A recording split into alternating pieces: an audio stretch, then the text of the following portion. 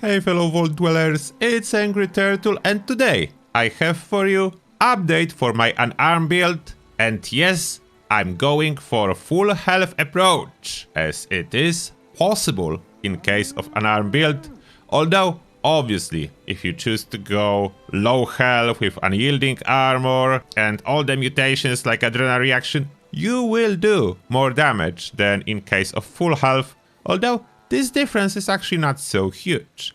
But now, let's go to the point, step by step, unarmed build. First, this is my special distribution before legendary perks, and here are my legendary perks. Of course, if you are lower level and you still want to use this build, you can, and I will tell you which special you will need to reduce and which perks you will need to drop in order to use it before maxing out your legendary perks. And legendary perks are taking one for the team. Of course, doesn't work if you play solo. If you play solo, swap it for something like poison resistance. Next, legendary agility, luck, strength, endurance, and top hack and slash.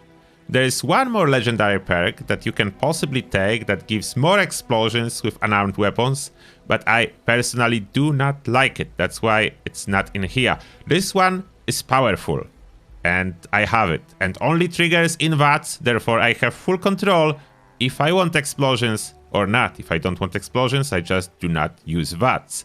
That's why I like this one. The other one I'm talking about is this one, Exploding Palm. But as you can see, the chance to trigger is only 20% when maxed, and damage is not so great. You can use it, it does some extra damage, but for me, personally, constant explosions in your face are so annoying. Maybe it's just me? If you love those explosions in your face, let me know. Now the perks. I will tell you what I have and why, and after that I will tell you what you can drop if you don't have enough special to support all of those. First, under strength, martial artist, it's like a key. Faster swing, lighter melee weapons, but mainly faster swing speed. Incisor, that second most important perk here, ignores 75% of your target's armor. That's crazy high, 75% armor penetration. Then we have blocker for some extra combat ability like resisting all the melee attacks. I love this perk for every melee build. Iron Fist for some extra damage, although it's not necessary. It's not huge. 20% damage on the card translate into something like 4% damage in practice for this build. Therefore, yeah, not much, but still something. If you don't have anything else that you like to use under strength, Iron Fist fits. And Trawling Pharmacy. I like to have a healthy supply of stims on me at all times. Then we have Concentrated Fire. This is necessary if you want to be able to cripple a wing of a Scorch Beast and force her to land. After that, Grenadier. This one will increase the range of explosions that can be triggered by your legendary perk. Next, Endurance. We have Tankiness from Life Giver. We have Chem Fend to increase duration of our chems, either the ones that give extra experience or the ones that gives extra damage. After that, Solar Powered. It's extra strength and endurance during the day. It's not an amazing card by itself, but the fact you are boosting your endurance, you have more endurance, will grant you more health. Therefore, it's like a double benefit from having more endurance and this card on top. Lastly, Fireproof. This is essential, of course. All those explosions, Scorch Beast Scream attacks, those can harm really badly without this card. Then I do strongly recommend using it. Under Charisma, we have Party Boy to increase effects of alcohol if you plan to use whiskey or something like that. When not drinking any alcohols, you can swap it for Inspirational. Then Strength in Numbers for extra power from your mutations, and Tenderizer for extra damage after the first hit. Under Intelligence, we have First Aid. When you will use a stim pack, it will be more powerful stim pack. There is an option as well to use Makeshift Warrior rank 3 in place of First Aid if you want your melee weapons to last longer, but I have so many repair kits that that's actually not my concern. Next, going under agility, we have Action Boy for this AP refresh, as my armor do not have any. I will show you my gear in a second. And on top of that, there is no easy food for carnivores, and carnivore is recommended for melee, to get a good AP regeneration. That's why I like to run Action Boy. Next, Modern Renegade. You can think, oh, why this perk is in here that's supposed to be melee build? I will tell you more and show you, but basically this one is required to cripple Scourge Beast, Wink, and force her to land. Next, Born Survival. If somehow your health will drop, this will keep you alive. White Knight. As this is a tank build, your armor breaking is quite annoying. This helps a lot to reduce the breakage of your armor. Without this perk, it does break quite a lot. With this perk, it's fine. And lastly, Adrenaline. Max out rank, as I don't have anything better to put in here.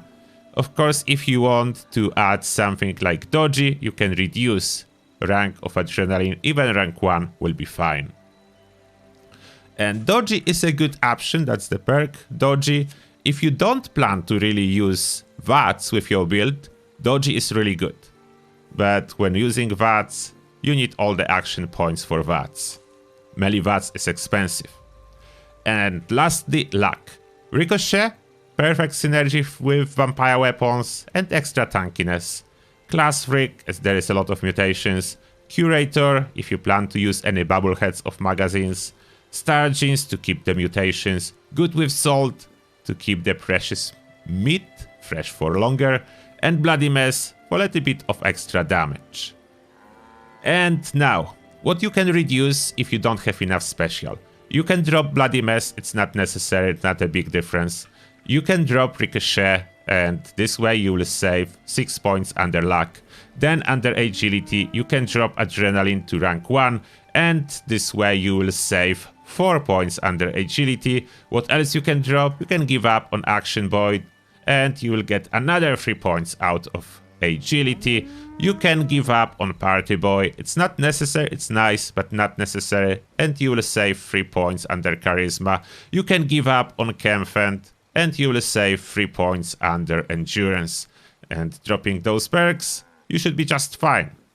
If you will still need some extra points, you can reduce First Aid to rank 1 and run 1 Intelligence build. I hope that will help you if you are low level and you still want to run an arm build. Now the gear. Starting with weapons. I do recommend, as you know from my previous video, Gauntlet, Settler's Gauntlet. Because at this moment, that's the most powerful melee weapon. And for the legendary effects, Vampire, as this will heal not only your HP bar, but as well your limbs. What's important, you don't need to run Adamantium Skeleton thanks to using Vampire Gauntlet. And faster swing speed is my favorite for the 2nd star. For the 3rd star, I have 50% less damage while blocking, but that's because it's my role. I didn't focus on that. +1 strength will be probably the best, but really, 3rd star is not the most important. Other really good option is less AP cost. If 3rd star can be less AP cost, it will be super good, especially if you want those explosions in VATS. But it is really hard to get 3 effects you actually want.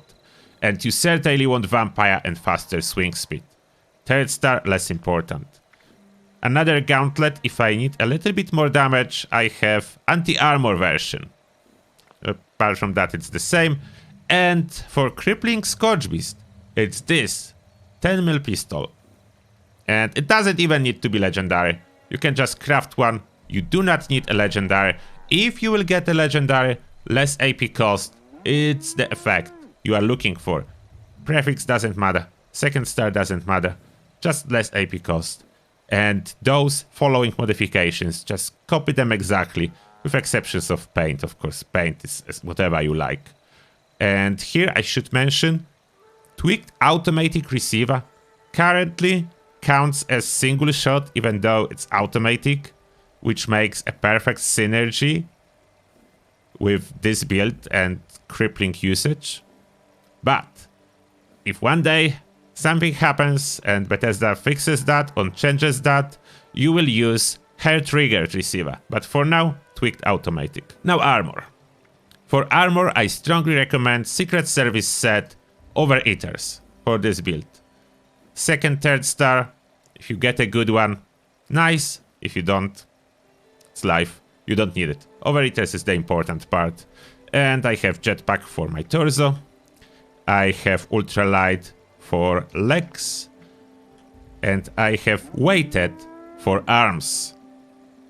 This is the setup. And of course, butch rest to get all those resistances. And this is a tank build. Secret Service is the best tank armor that's not a power armor. Next, about the backpack. I do recommend grocers, as this will reduce the weight of food and saves 3 perk points under agility that would otherwise be used for through Haika. Then that's why this backpack.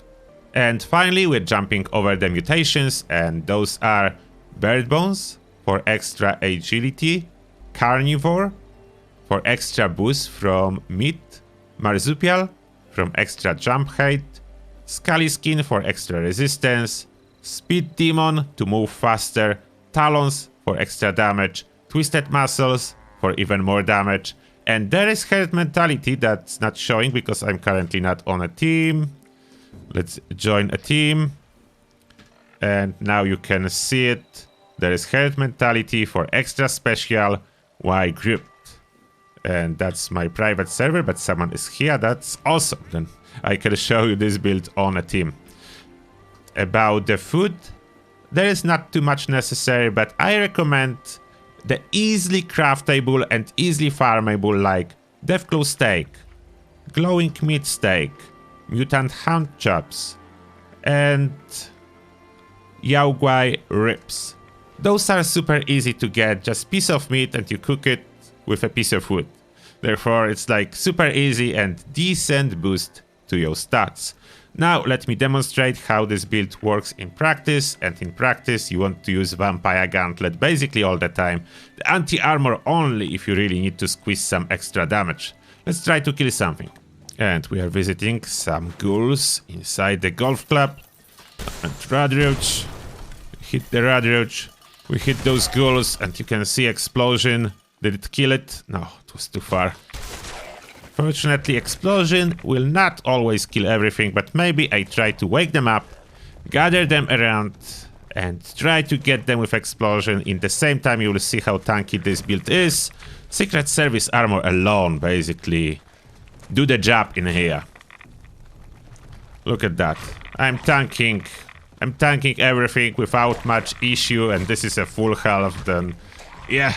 Now let's hit some ghouls.